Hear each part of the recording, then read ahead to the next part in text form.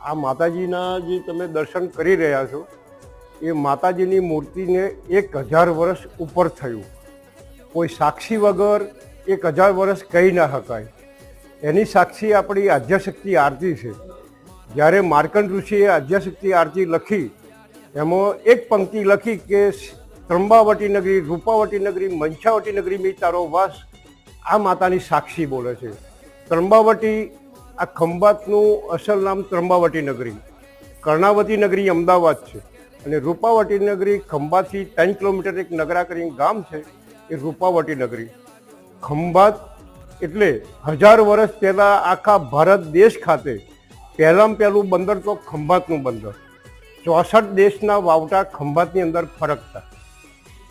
બીજી પંક્તિ કે શિવ શક્તિની આરતી જે કોઈ ગાશે, શક્તિ હતી. 2009માં શિવને બોલાયા.